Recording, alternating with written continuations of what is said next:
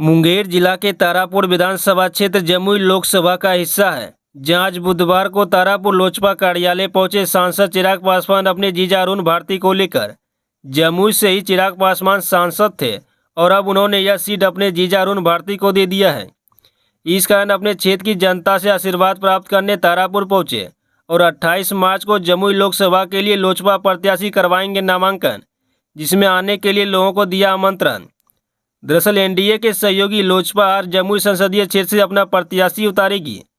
Party के राष्ट्रीय अध्यक्ष चिराग पासवान पार्टी के प्रत्याशी अरुण भारती संग तारापुर पहुंचकर गठबंधन दलों के नेता कार्यकर्ता से उनका परिचय कराया। कार्यकर्ताओं ने भी उनका गर्मजोशी के साथ स्वागत किया और रंग गुलाल लगाकर होली भी मनाई। अपने संबोधन में उन्होंने कहा कि हाजीपुर से उनके खुद के लड़ने के निर्णय के बाद उन्होंने अपने परिवार के सदस्य अपने बहनोई अरुण भारती को सेवा करने लाए हैं। मेरी भावनाएं जमुई के साथ जुड़ी हुई है। यहाँ की जनता ने मुझे बेटा भाई का स्नेह दिया है। उनकी अपेक्षाओं पर मेरे बहनोई खड़े उतरेंगे, उनके लिए आशीर्वाद मांगे। वहीं उन्होंने 28 मार्च को नामांकन में पहुंचने के लिए गठबंधन दल के समर्थकों को जम्मू आने हेतु आमंत्रित किया। कार्यक्रम स्थल पर आने से पूर्व उन्होंने पूर्व मंत्री शकुनी चौधरी से मिलकर आशीर्वाद मांगा।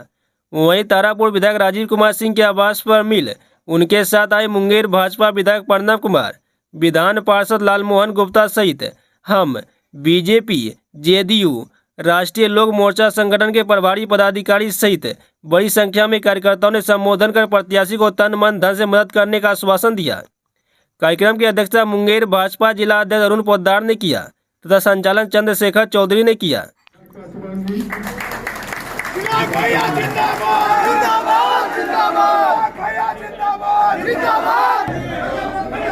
आज एक बहुत खास उद्देश्य से आप लोगों के बीच आया हूं।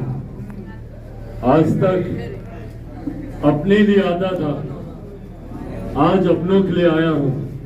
आज मैं मेरे जीजा आदरणीय अरुण भारती जी के लिए आज आप लोगों का वही प्यार, वही समर्थन, वही स्नेह मांगने आया हूं जो पिछले 10 सालों से आप लोग चिराग पासवान को देते आए। पिछले 10 सालों से आप लोगों ने जो प्यार, जो समर्थन और जो अपनापन आप लोगों ने मुझे दिया, ये वादा मैंने आप लोगों से किया था और ये वादा मैं आप लोगों से करता आया हूं और मुझे लगता है कि आज मैंने अपने उस वादे को निभाया भी है। मैंने हमेशा आप लोगों से कहा था कि युवा बनकर आया हूं, बुजुर्ग बनकर ही जाऊंगा और आज ये माध्यम बने हैं मेरा। आज मेरे परिवार का सदस्य, मेरी बहन, मेरे बहनोई आज जब ये यहाँ से चुनाव लड़ रहे, पार्टी का अगर कोई और सदस्य होता तो संभवतः उनसे मेरा नाता सांसद और राष्ट्रीय अध्यक्ष वाला होता, पर आज जब मेरे अपने परिवार के सदस्य यहाँ से चुनाव लड़ रहे हैं तो ये रिश्ता वही रिश्ता है जो आपके और हमारे बीच का रिश्ता है, एक भाई का रिश्ता, एक बेटे का रिश्ता। आप लोगों ने पिछले 10 सालों एक बेटे की तरह मुझे प्यार दिया। मैं कहीं गलत गया तो आप लोगों ने मुझे समझाया, मैं कहीं भटका तो आप लोगों ने मेरा मार्गदर्शन भी किया और मैं ये उम्मीद आपको दिलाता हूँ, उम्मीद ही नहीं पूरा विश्वास आपको दिलाता हूँ कि मैं जिस लायक बना उससे बहुत बेहतर बेटा और बहुत बेहतर सांसद ये आप लोगों के लिए साबित होंगे। ये भी विश्वास आप लोगों को दिला कर जाता हूं। इनके प्रयासों में कोई कमी नहीं होगी। पिछले 10 सालों में मुझसे जितना बन पड़ा, कम ज्यादा कई कार्य मैंने किए, कई कार्य अधूरे रहे और कई कार्य अभी भी करने बाकी हैं। उम्मीद ही नहीं, मैं ये विश्वास रखता हूं कि आज जब मेरे अपने घर के सदस्य यहाँ आप लोगों के बीच मौजूद हैं, जिस क्षमता के साथ मैं प्रयास करता था, जिस क्षमता के साथ मैं कार्य करता था, आज जब मेरे जीजा जी यहाँ पर मौजूद हैं, ये उससे दुगनी तिगुनी क्षमता के साथ आप लोगों के लिए कार्य करने का ये काम करेंगे। ये वादा भी आप लोगों से करके जाता हूँ। साथियों, इस बार का चुनाव पुनः एक महत्वपूर्ण चुनाव है। इस बार हम लोग तीसरी बार हमारे प्रधानमंत्री आदरणीय नरेंद्र मोदी जी को देश का प्रधानमंत्री चुनने के लिए ये चुनाव हो रहा है। ऐसे में जरूरी है कि एक मत हमारे प्रधानमंत्री जी की झोली में जाए, एक ऐसे प्रधानमंत्री की झोली में जाए जिन्होंने दिन को दिन नहीं, रात को रात नहीं समझा और दिन रात हमारे देश के लिए वो प्रयासरत रहे, देश को आगे बढ़ाने के लिए वो प्रयासरत रहे, जिसका परिणाम है कि आज देश में ही नहीं दुनिया में भारत और भारतीयों का सर ऊंचा है, हमारे देश का नाम गर्व से लिया जाता है। आज राष्ट्रीय अंतर्राष्ट्रीय स्तर पर भारत की पहचान जिस तरीके से हमारे प्रधानमंत्री जी ने पहुंचाई, उस पहचान को बरकरार रखकर आगे बढ़ाकर लेकर जाने की जरूरत है। आज जिस तरीके से हमारे प्रधानमंत्री ने हमारे देश की अर्थव्यवस्था को मजबूत करने का काम किया, आज से 10 साल पहले कोई नहीं जानता था भैया कि भारत की अर्थव्यवस्था कहां जा रही है, पर पिछले 10 सालों में ये अर्थव्यवस्था 2 डिजिट से हटकर 5वें पायदान पर आ गई है। ये ताकत हमारे प्रधानमंत्री आदरणीय नरेंद्र मोदी जी की, और अगले 5 सालों में इस अर्थव्यवस्था को 3रे नंबर पर लेके जाने का लक्ष्य हमारे प्रधानमंत्री जी ने रखा है।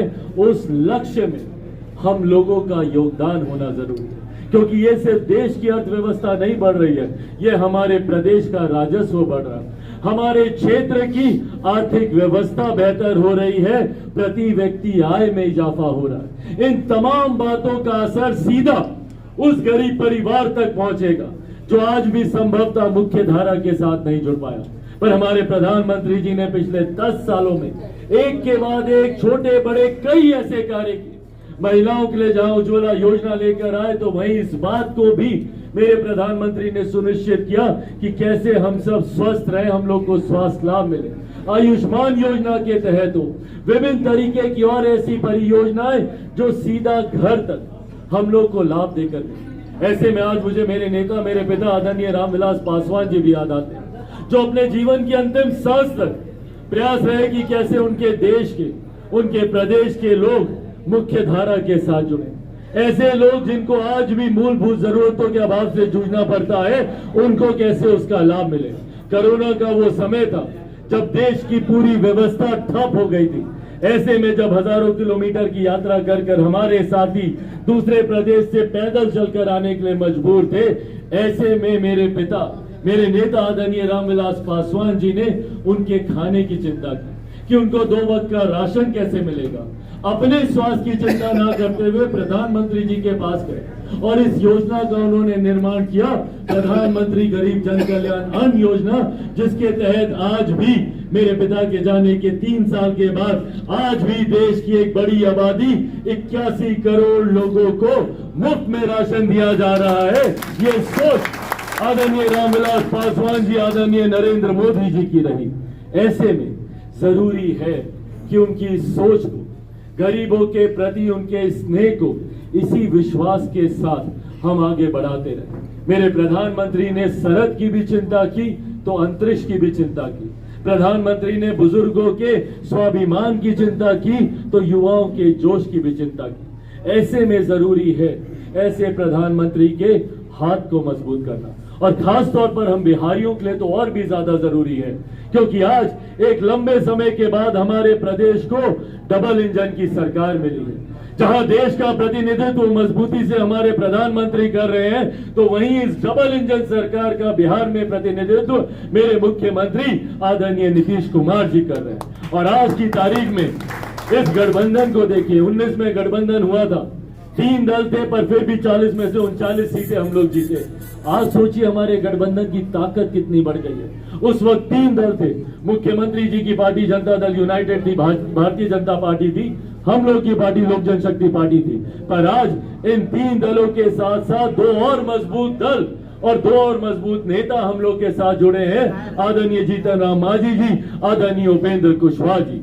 ये 5 दलों का गठबंधन एक ऐसा गठबंधन है जिसको पराजय करना मुश्किल होगा, पर उसके बावजूद हम लोगों को अतोत्साह में नहीं रहना, हम लोग को ओवर कॉन्फिडेंस में नहीं जाना। जैसा हमारे तमाम वरिष्ठ साथियों ने आपके सामने आग्रह किया, हर बूथ पर ईमानदार तरीके से मेहनत करनी होगी, और ये मेहनत ईमानदार होनी चाहिए। गलती से भी अगर हम लोग अपने किसी पुराने विवाद में उलझ गए या अपनी बातों में उलझ गए, तो इसका लाभ सिर्फ और सिर्फ विरोधी लेंगे, और विरोधियों को अगर लाभ मिला तो फिर बिहार और देश के वही हालात होंगे जो